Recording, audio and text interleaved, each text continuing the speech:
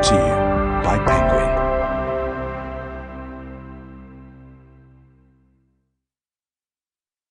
Swing Time by Zadie Smith. Read by Pippa Bennett-Warner. When the music changes, so does the dance. Hausa proverb. Prologue. It was the first day of my humiliation. Put on a plane, sent back home to England. Set up with a temporary rental in St. John's Wood.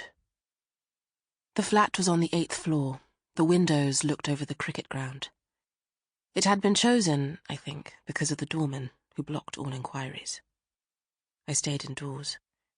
The phone on the kitchen wall rang and rang, but I was warned not to answer it, and to keep my own phone switched off. I watched the cricket being played, a game I don't understand. It offered no real distraction, but still it was better than looking at the interior of that apartment. A luxury condo in which everything had been designed to be perfectly neutral, with all significant corners rounded, like an iPhone.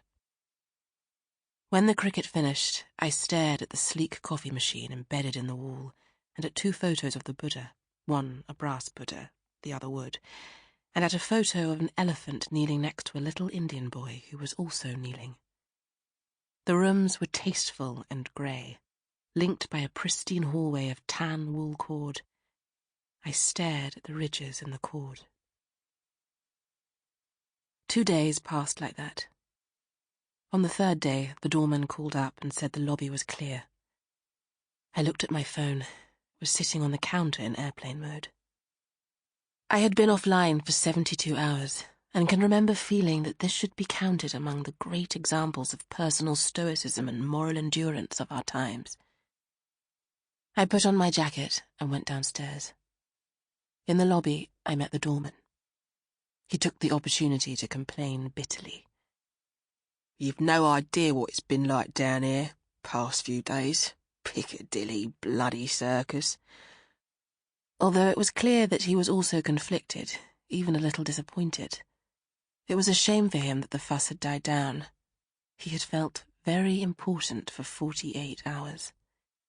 He told me proudly of telling several people to buck up their ideas, of letting such and such a person know that if they thought they were getting past him, they had another think coming.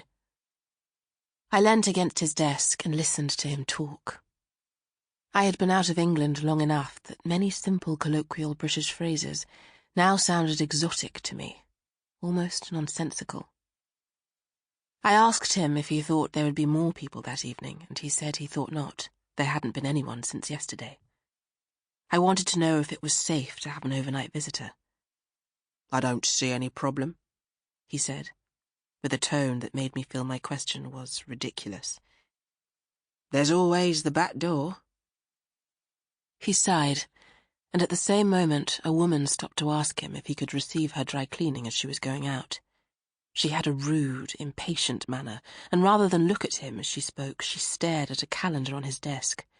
A grey block with a digital screen, which informed whoever was standing in front of it exactly what moment they were in, to the second. It was the 25th of the month of October, in the year 2008, and the time was 12:36 and 23 seconds. I turned to leave. The doorman dealt with the woman and hurried out from behind his desk to open the front door for me. He asked me where I was going. I said I didn't know. I walked out into the city. It was a perfect autumnal London afternoon, chill but bright. Under certain trees there was a shedding of golden leaves.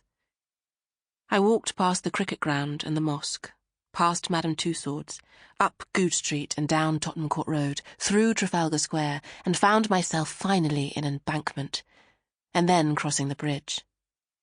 I thought, as I often think as I cross that bridge, of 2 young men, students, who were walking over it very late one night when they were mugged and thrown over the railing into the Thames. One lived and one died. I've never understood how the survivor managed it. In the darkness, in the absolute cold, with the terrible shock and his shoes on. Thinking of him, I kept to the right-hand side of the bridge by the... Sample complete. Ready to continue?